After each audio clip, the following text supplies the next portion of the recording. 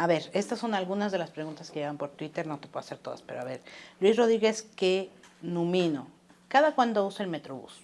Él dijo que hasta tarjeta tiene. ¿Tienes tarjeta? O sea, Fíjate que sí, lo usaba antes con mucha más frecuencia.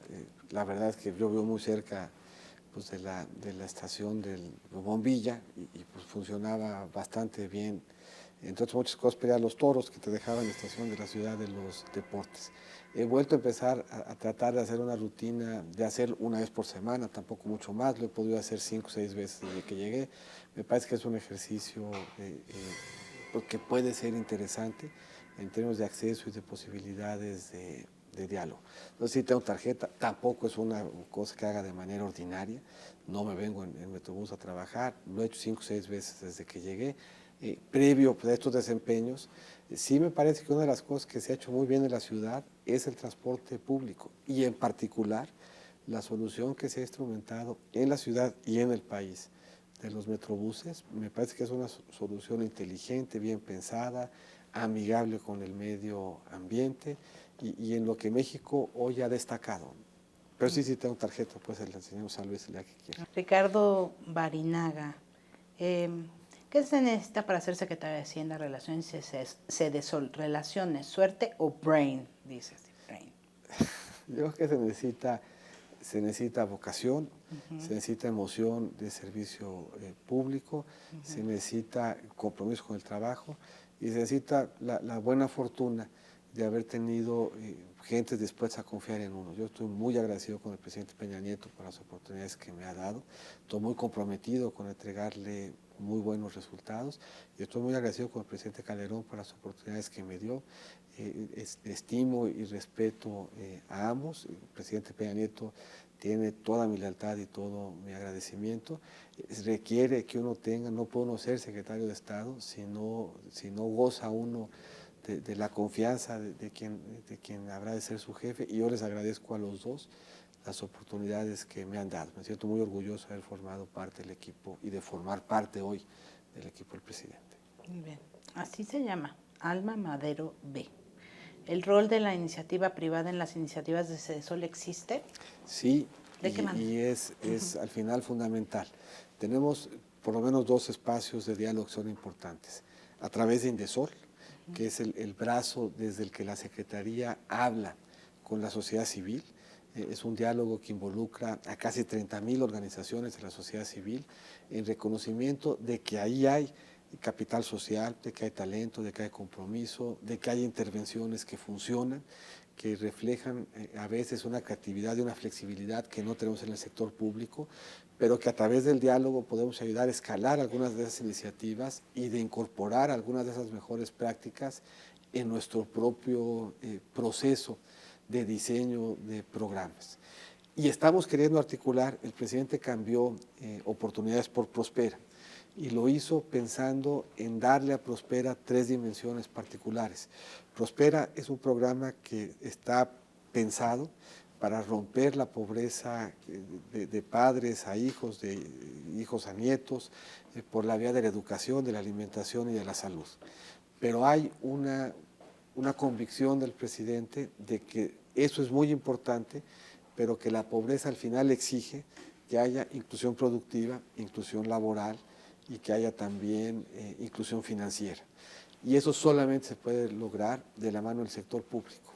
Al final, la forma más estructural de combatir la pobreza es un empleo formal. Es al final del día un contexto en donde no haya ellos y nosotros, sino que estemos incluidos en lo laboral, en lo productivo y en lo financiero todos, y eso solo se puede lograr en diálogo y en cercanía y en coordinación con el sector privado. Aunque a mucha gente le parezca que esto debería ser solo del Estado. Yo creo que hay un piso que tiene que proveer el Estado. Sí. Toda esta reflexión que hacíamos de una definición de qué espacios de protección, qué tipo de contingencias el Estado puede ayudar a cubrir, implica para el Estado un reto. Pero una vez puesto ese piso, una vez construido ese marco, ¿cómo logramos que de la protección frente a la falta de ingresos logremos una inclusión productiva? Pues eso solo se puede generar pues, en diálogo con quien su vocación es. hacer una labor productiva que es fundamentalmente el sector privado. Entonces, construir ese puente es algo que queremos, que estamos mandatados a hacer en Cedesol. Muy bien. César Álvarez, ¿cuál es la meta de reducción de pobreza de aquí a 3 años y si se va a lograr? La pobreza tiene diferentes métricas y tiene diferentes dimensiones y se mide de distinta forma. Y hay muchas cosas que son ciertas en México al mismo tiempo. Es cierto, por ejemplo, que la pobreza extrema ha venido cayendo. Es cierto que conforme a mediciones internacionales, México redujo a la mitad su pobreza extrema y tiene la mitad de la pobreza en Latinoamérica. Es cierto también que conforme a nuestra propia métrica, nos falta avanzar en 2 dimensiones. Tenemos un gran reto en materia de pobreza moderada, que implica un reto en la generación de ingresos, y tenemos todavía un contexto en rezagos en la posibilidad de acceder. Seguimos teniendo barreras para derechos muy fundamentales, seguimos teniendo un rezago educativo enorme, que quiere decir que hay niños entre 3 y 15 años que no están yendo a la escuela, que hay adolescentes que no terminaron la primaria y la secundaria, seguimos teniendo vivienda en México que no tiene servicios, seguimos teniendo vivienda en México que no es digna, seguimos teniendo mexicanos que no tienen protección en su salud o mexicanos que se preocupan por su alimentación.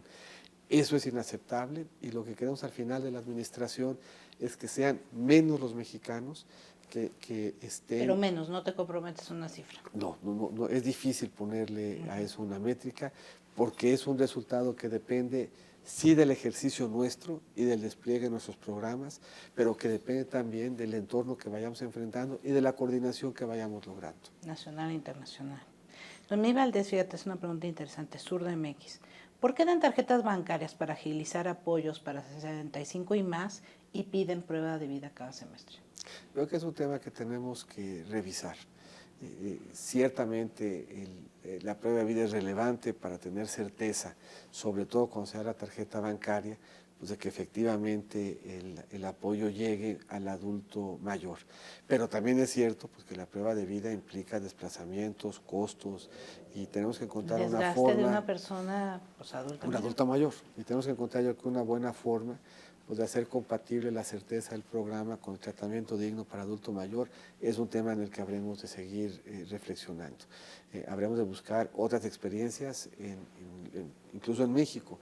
El IMSS, por ejemplo, con la información que tiene del propio sistema, tiene mucha posibilidad de identificar cuando pues, alguien muere y por lo tanto debe dejar de cobrar su pensión.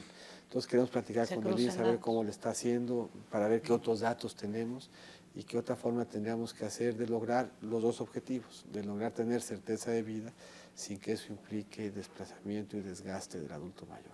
Y bueno, finalmente Rafael Hernández BTA, @Rafael Hernández BTA. ¿Qué comunidades que viven en pobreza extrema piensas visitar? Guerrero, Oaxaca, Chiapas, Veracruz, Hidalgo, etcétera.